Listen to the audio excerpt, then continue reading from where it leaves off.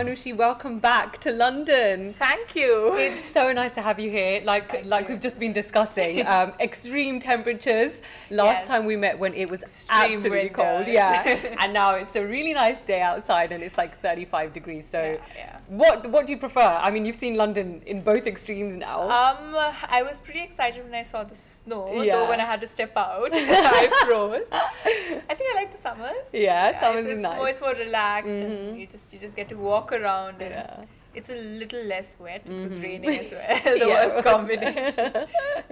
So you have been doing so much ever since you have been crowned Miss World. I mean, just talk me through from the last time we met up until now. So that's going to take more than one episode. That's okay. I mean, the last time we met, I had just been crowned. So it was more about like what I expect out of this year. And I think it's given me a lot more than what I expected, because I've been through all continents. I've been to the Caribbean, except Antarctica for obvious reasons. But I've been through Asia. We've done projects through Europe. We've been to Africa recently, North America, South America. We've been to the Caribbean, and it's just been so great because my project has grown, and so has the different projects that we associated ourselves with. And I've learned a lot. You know, I can't I can't name all the countries that I've been to, but I think I've grown as a person. I've learned so much. I've met different kind of people. I've been on platforms that have not only made me voice my opinion, but I've learned from the people I've met over there as well. And what would you say? I know like the whole thing is just one really big, like massive, amazing journey that you've had, but what would you say has probably been the most challenging for you? I think being a person who's always very organized about things. Okay. Like I would go to class, so I'd even know a month from now what my schedule is going to be like. And now it's just all over the place. Now you're like, I live in a suitcase. And there are times like I get a call and it's like in 4 hours I have my flights. I just my God. have to throw everything into like a big suitcase and rush to the airport. Oh my God. Initially it was like, oh my God, like how am I going to cope up with things becoming so fast and so uncertain? But that's been the beauty of it. I've enjoyed. It's so much fun, when things are not planned and things. I think they're more beautiful when you just take them as they come. Absolutely. So that has been the biggest challenge, because I would plan everything. I'm very organized. My friends think I have OCD, but when I'd be home, I can't sleep before I clean my room. Oh my God. So that's one thing. When I'd go back, my stuff would be all over the place. My 2 suitcases back from one trip, and then there's another suitcase being packed for the next trip. Ready. And it just took me a very long time to cope up with, that kind of, those unplanned schedules. But it's been great. I think overall, I've overcome that, and I've actually become more organized after that. Even more organized, more OCD even. I've become like more organized. I've become better at organizing these haphazard schedules. I can't change. That's you something can't, I can't exactly. change, No, I don't. We wouldn't want you to either. We'd like like you to stay the way you are. Now, you mentioned you've grown as a person. You've seen yourself grow. How has your family reacted to you? I mean, from the day that you were crowned to up until now. I mean, they must have seen like the graph just go like so high. Yeah, they've been they've been with me throughout the change. They're the ones who've actually seen my story. Yeah. I wouldn't say anyone else knows how life has changed for me, right from the day I decided to enter a beauty pageant. Yeah. And I think they've just been prouder day by day. I speak to them, and now they really understand, and they treat me more like an adult now. Okay. Before it was the little baby. Yeah, and my mom would really get emotional. She'd miss me and she'd call me like, 1 year ago she was my baby running around me in the whole house. And all of a sudden she's got all these responsibilities on her. And all of a sudden she's like an adult. And oh my God. As a family, we weren't mentally prepared for this. Yeah. We weren't prepared for me growing up so fast. Yeah. I wasn't prepared. Yeah. But it all happened so fast. And the good thing is that they're quite understanding. They understand that I can't speak. I'm not able to speak to them every day. There are days I can't talk to them. I can't meet them very often, but they've been quite understanding and they've been quite supportive. Yeah. And they've been. I've gone through ups and downs. Of course, there've been times when I didn't know what to do, but just one call back home and everything was fine. I think that's where the whole family support comes in. You know that if you are having a bad day, or if you are feeling low about anything, you can just pick up the phone and call them. Yeah, but the good thing is, like, not only my parents, my siblings, I have a younger brother too, and you know, they've become quite understanding and quite you know, they're more proud of me, which really keeps me going. Like, that's so nice to hear that. So let's take it back to, you know, when you were entering the beauty contest. I mean, like, does it feel like a little bit of a blur now, or is it still really fresh in your mind? Does it feel like yesterday? I think it's always going to be fresh in my mind, because it was a very new feeling. I was stepping into this world which had always been a dream.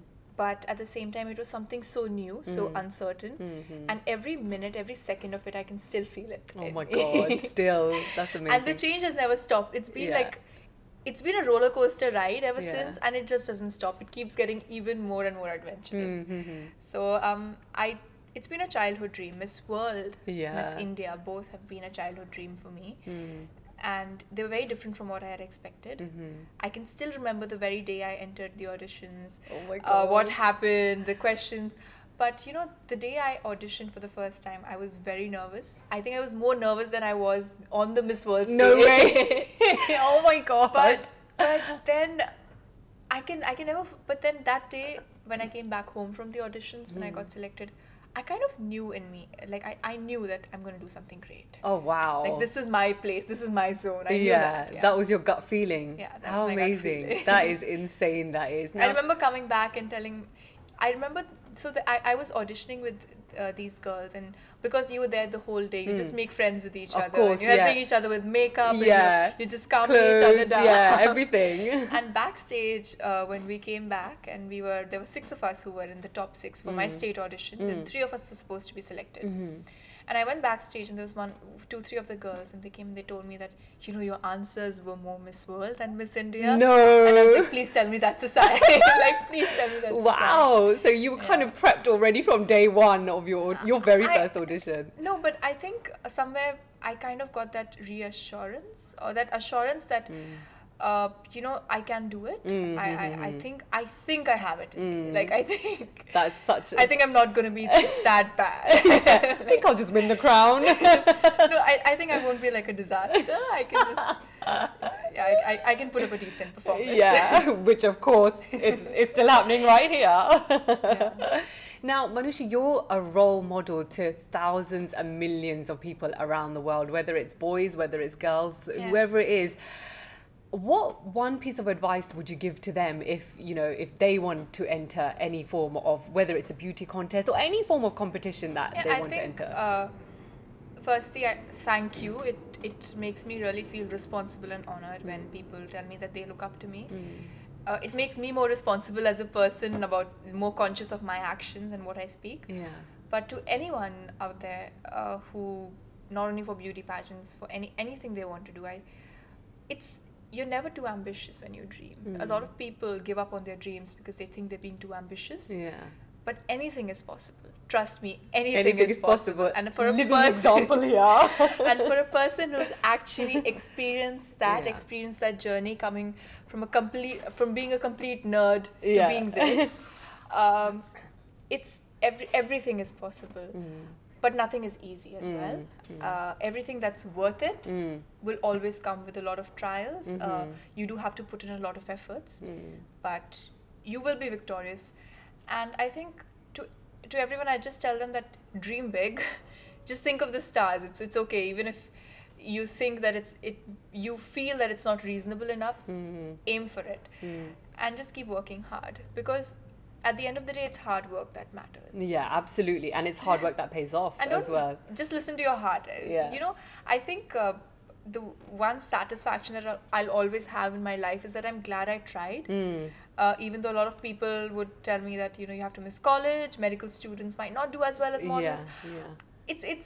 It's just what people assume. You know, everyone has a different story. And of course. I just kept listening to my heart, and I just went out there, and it was my happiest moment when you see your hard work, you know, giving you fruits, or when you see your dreams coming true. That's the best feeling. That's the happiest feeling, and that's the time when your family is actually proud of you. And who doesn't want to make their family proud? Of course, exactly. Now, there's a lot of social activity that you have been doing over the past year. I mean, it's been amazing to see. And of course, the GST tax that have been removed from the sanitary pads, in India. How do you feel about that? That's unbelievable. I feel I never imagined. So it's been more like a surprise, because my project personally has grown so much. I never thought we've crossed continents now. We've come to Africa after the huge success that we've had in India, and thanks to the Indian government. They have been so supportive. We installed our first machine in South Africa on the 100th birthday of Nelson Mandela, because he said that menstrual hygiene was one of the reasons why men and women weren't equal. And we started from his home village, and now we're going to Johannesburg. Lovely. We're also going to other countries in Africa. A lot of countries have come up who are interested in my project. So now I know that it's not just India, I'm able to expand it globally. Apart from that, because I'm Miss World, I'm able to associate myself and work with different projects in different countries. We had leprosy in Brazil, and being a doctor myself, and coming from India, which has the highest leprosy rate. That for me was an eye opener. Were you like not scared about that, or you just went in fearless? I think the best thing about being half informed is that you're not scared. But you just go in and do it. But leprosy, but also because I come from a medical background, my parents are doctors. I remember seeing a few people, you know, without limbs, as a very, very small girl, who had been treated for leprosy, but they had lost their limbs.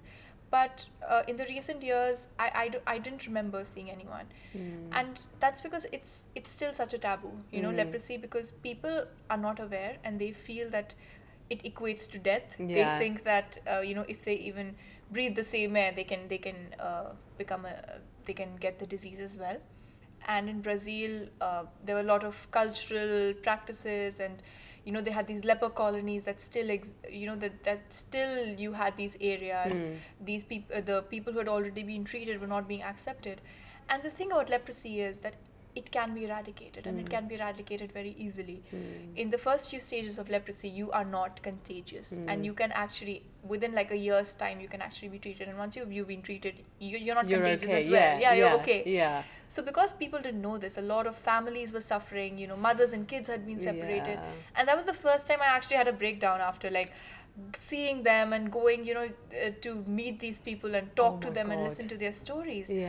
But people there are doing a wonderful job, and the good thing is government is offering free, they're offering free support and free healthcare to people. So there is treatment which is free of cost, but we had to be that bridge to put it out there, to put awareness, to spread awareness, and then like you said, put it out there, tell people that you can go for treatment as well. That is amazing. I love that story. Now, moving on from, you know, health to a bit of entertainment and showbiz. Now, again, last time when we spoke, I asked you who your favourite actor was. You said Ranveer Singh. He was yours. He was mine too. Yes, still is. And even more so now because you got to work with him. So you did a little stint at Filmfare Awards, was it? Yeah. We were there at Filmfare. I shared the stage with Shah Rukh sir, and you know, I think that was the best thing. I got to share the stage with two of my favorite actors. That was. And then you did a brand endorsement with Ranveer as well, which was really quirky. That was really fun. It was fun. That looked really good, actually. So Thank you. I know he's a crazy person, but what's he like to work with? Like, what did you? Was it what you expected it to be? I think with him, it's every minute is like. It's something new. It's fun. You never feel you're low on energy. Even if like on the set, it was a very long shoot for us. It went on for a very long time. Like we were continuously working. So he'd never let you get tired. Like, he'd just be on it. Crazy. And so he's a very fun person, quite alive, and his energy is quite contagious. Yeah, and then you have the opposite, Shah Rukh Khan, who's calm. Shah Rukh sir makes you feel so comfortable, and you know, I've always had like this. Being a little girl, you know, having that crush on your Raj and on your Rahul, you'd be like, oh my god. So I remember he on the stage, there was this one dialogue when they're convincing me of like if you go into Bollywood, you should act with the more mature, like the older generation of actors or the younger. And Shah Rukh said as a pose, and he's like, in Bollywood is inviting you. Yeah. And I told him during the rehearsals, I said, if you do that pose, I'm definitely going to run. Literally, everyone's going to fall in your arms. I'm going to run. so that was like one very special moment for me on That's stage. lovely. Yeah. That's really, really nice. So do you plan on working in Bollywood, or... I remember we had this conversation the last time, and I was so adamant of like, no, I want to be a doctor. Yeah, yeah. But like, I'd say I'm only 21. And Can we just take a moment? She's only 21, okay? No, I mean, and like any other person who's at this age, I have so many options and I have so much that I can do. I won't lie when I say that I have enjoyed being in front of the camera. I think it's so exciting because you don't know, you look into someone's imagination and then you never know how it's going to translate, and you just look at yourself. You feel that you're going to be perceived in a certain way, but when you look at yourself on the screen, you're like, wow, I'm a different person altogether. Yeah. And that's just so exciting. It's so much fun. That's something I wouldn't want to leave, to be very honest, even when I get back to my studies. But I also have a parallel life which says that I have to complete my graduation, and I really want to do that. I really want to learn more because I love studying what I do. I love learning more about the human body, about biology. So that is something I am going to complete. But, you know, I'm taking things as they come. Like I said, you know, no organized anymore. no more planning everything too much. So I'm going to take things as they come. Okay, and what's next? Like, what follows on from your London trip? So I go back to Mumbai to do lots and lots of more work. Of course, we're going to Liverpool. I'm going to Liverpool tomorrow. Okay. After which, back to Mumbai. So lots of work there, and then. You know, the next month is filled with a lot of more trips. I'm going to be there at Miss World Singapore. We have Mexico. We have a lot of more countries lined up. We're going to Germany and Paris, my first time. Fingers crossed. Yeah, is your favorite, is where you want to go. Yes, so we hope to see lots and lots of pictures. Yes, lots of pictures. Yes, and one final message that you'd like to give to all your fans, all your followers, everyone that has supported you, like literally from day one. I think to everyone who supported me from day one, thank you so much. I think it's not just me, but a lot of people around me who have encouraged me, who have helped me, who've enlightened me. You know, it's all their efforts as well, which is why I'm able to do so many things. And thank you for all the love. It feels great when you receive love from people you've never met. You feel that you've never impacted them, but you know, when people tell you that how you have, you know, changed their way of thinking or changed their thought, it makes me go. It's like my fuel. And to everyone, just follow your heart, follow your dreams, and trust me, you're never going to be wrong. Like, you're always going to be happy. We have a dreamer right here. Yeah, I'm like the worst case of dreamer. You know, the funny thing is, when I joined my school when I was in second grade. My father had been transferred to Delhi. Yeah. And I went into the principal's office, and I was 7 years old, and she said, okay, let me just take an interview of you guys. So my sister gave her interview, and I was just going around looking at the office, looking at the trophies, the drawings, and she called me the little philosopher. She said she's a daydreamer and she's a little philosopher. God. And everyone still laughs on that. So that's the ongoing joke in the family. Yeah. Still a daydreamer and always will be. Yeah, always will be. Thank you so much for talking to us, as always, and I look forward to seeing you again. Yes. Hopefully by then you would have signed your first Bollywood film and you will be telling us all about it. Hopefully. Fingers crossed. But good luck with all the studies. Maybe I'm going to be a doctor. Either way. Doctor, star, Bollywood star. Either way we're going to meet again. Yes, we will. Yes. Thank you so much. You're welcome. Thank you for having me. Thank you.